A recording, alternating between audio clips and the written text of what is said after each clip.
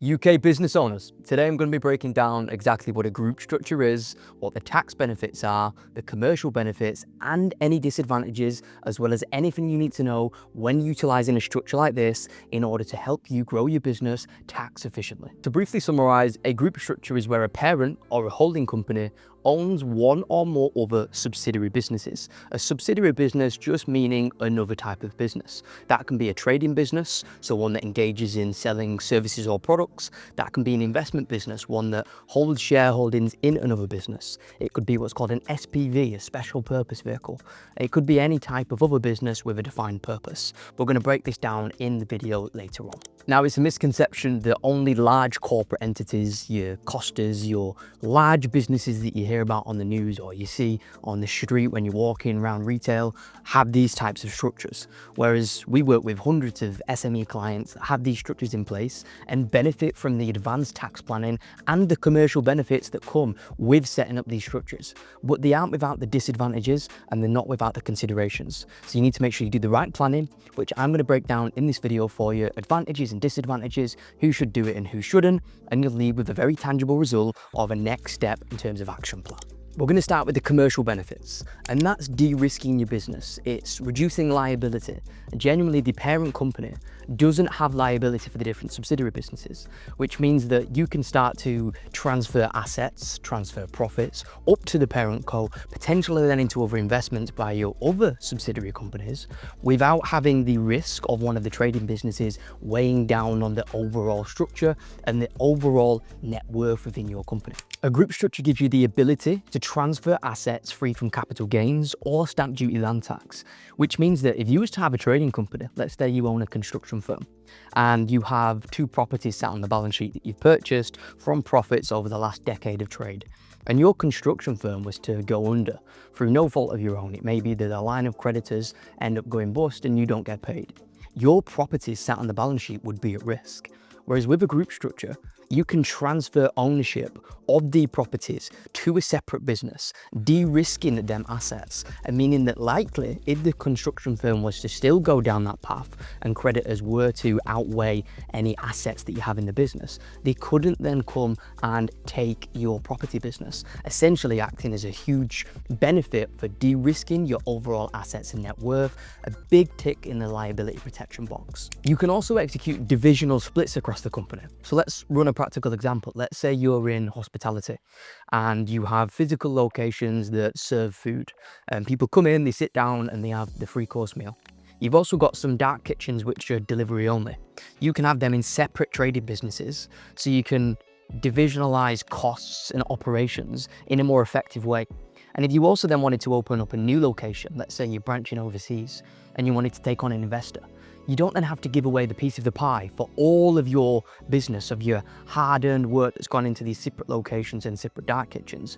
You can give a share purely in the new location by setting up a different company and having a different shareholding structure. So it also gives greater flexibility for expanding, bringing on other investors and setting up JVs. It can also simplify tax submissions. So even though you've got added complexity because you've got numerous different companies now, you can account for corporation tax and VAT at group level, meaning you can put in arrangements with HMRC that one of the companies has the majority of submissions, incorporating what's called a VAT group or a corporation tax payment arrangement. Even though there's numerous different subsidiaries now, numerous different companies, which of course adds complexion to accounting, there is simplification available by incorporating what's called a VAT group and having one of the entities account for that at the group level.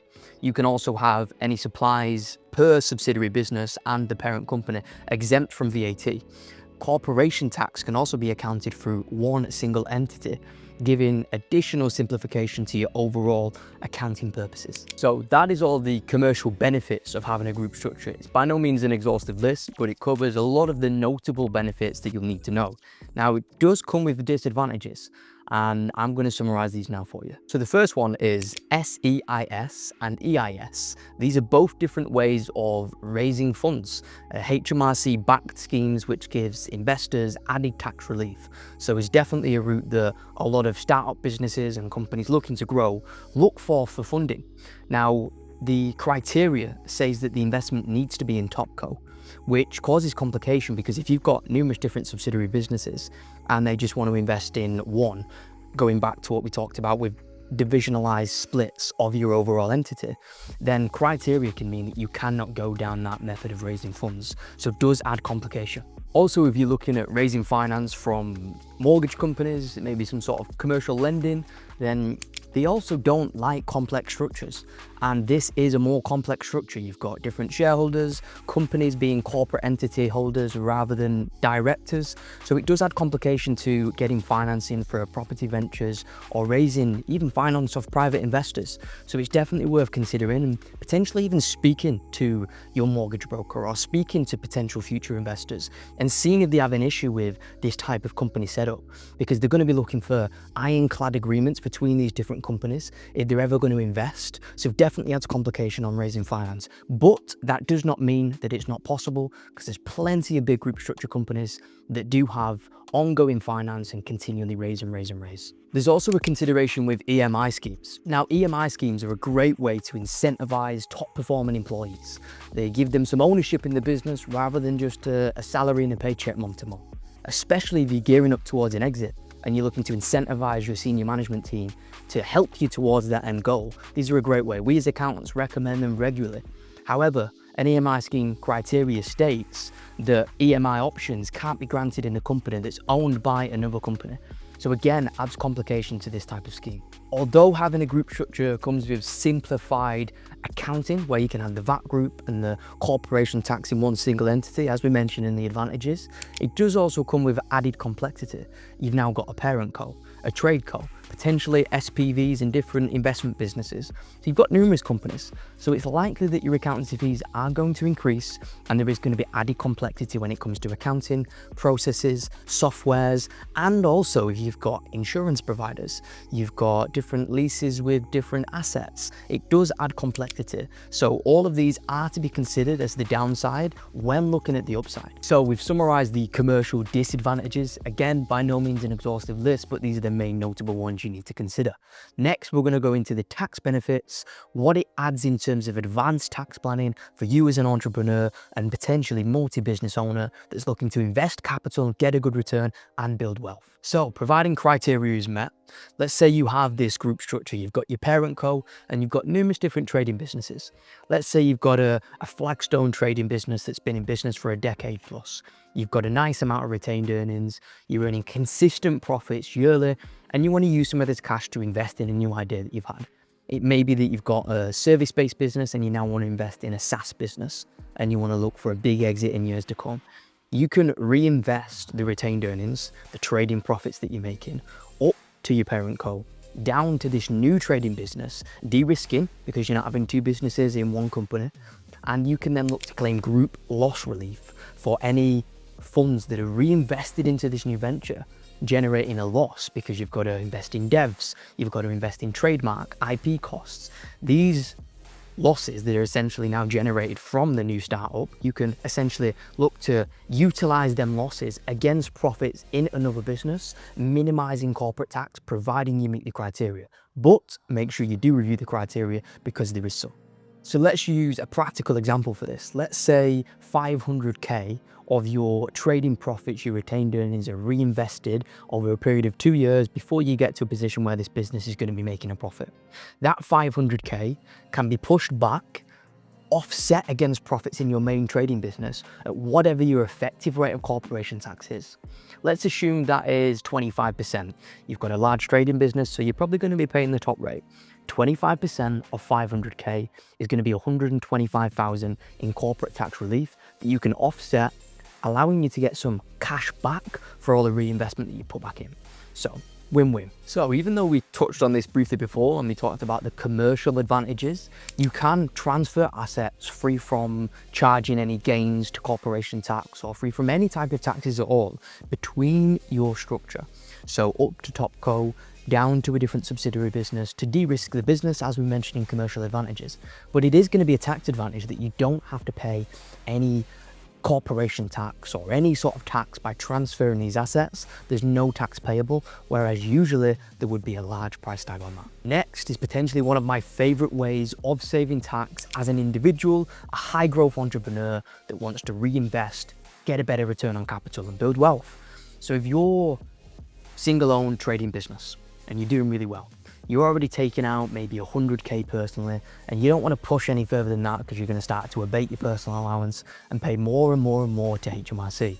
But you do want to get a return on your capital, you want to invest in some assets, feel a sense of growth in yourself. Your identity as a successful business owner is someone who is successful. And if all your money's trapped in your company, doing nothing, rotting to inflation, that is not a very good tick in the box of a high growth entrepreneur type identity. So let's run an example here. Let's say I start to now take out more from my company and start to invest in different asset classes. I want to top up my ISA. I want to put some money into the S&P 500.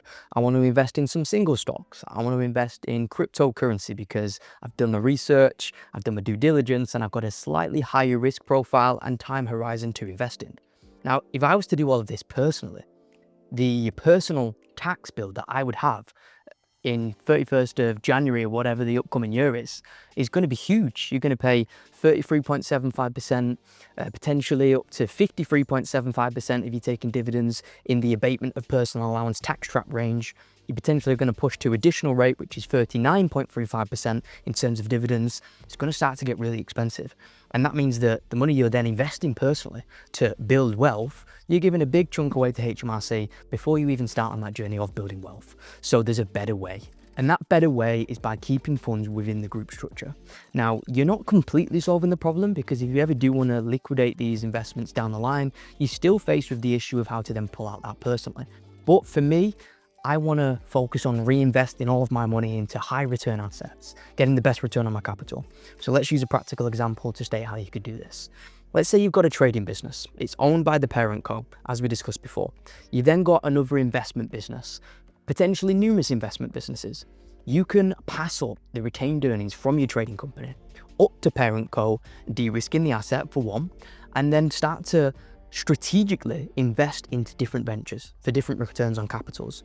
So let's say one, you want to angel invest in some startup businesses. So you pass up to parent co and then you angel invest, deploy them assets into businesses that you see high growth potential in. There's no taxation point generated there. Let's say option two, you want to invest in some property. You want to get in the property game. You want to invest in commercial, potentially resi. Maybe you want to get into Airbnb, HMOs, whatever it may be. And you pass down to another investment business. You look for a return in that. Again, no taxation point.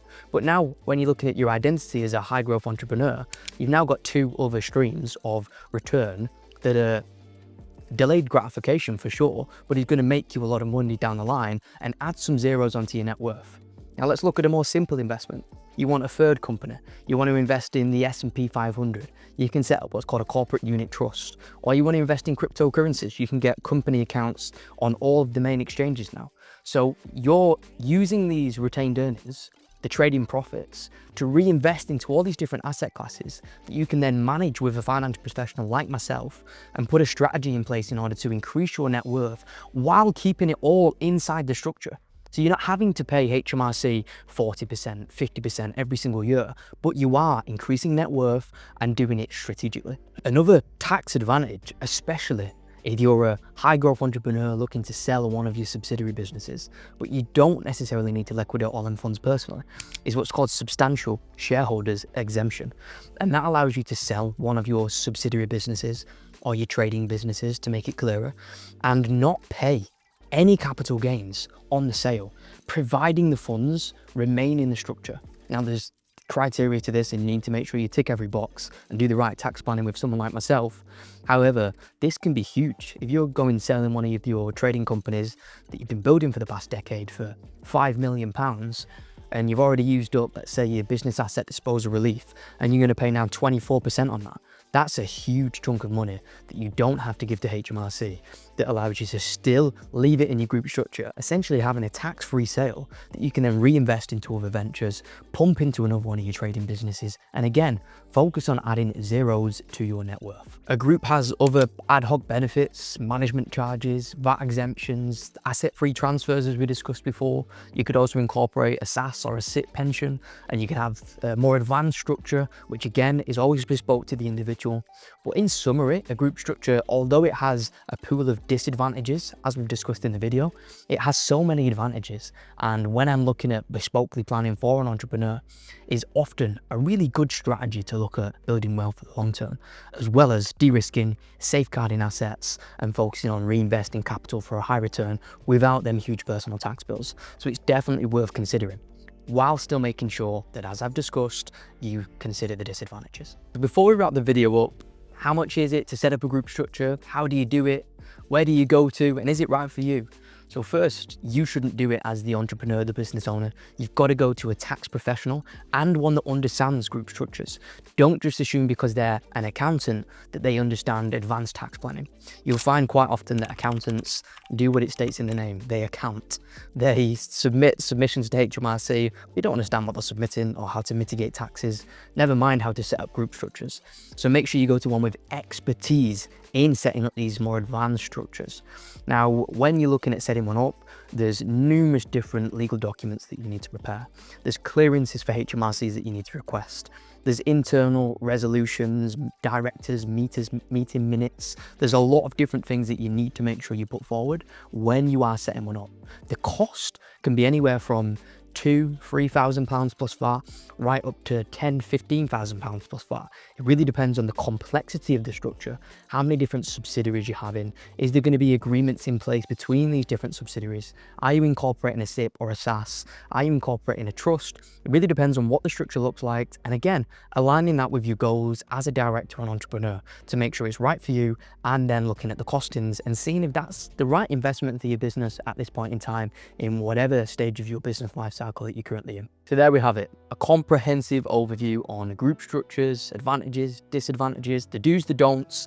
Now, it's a complex topic. I've tried to make it as simple as I possibly can for you as a business owner, not a tax professional, to understand, digest, and make sure that you have a correct judgment on whether this is right for you. Now, we do cover a lot of topics specific to group structures on my Instagram page, so feel free to drop me a follow on there and see if there's any more information you can get direct from my page. But as always, look forward to seeing you in the next, and hope you found this valuable.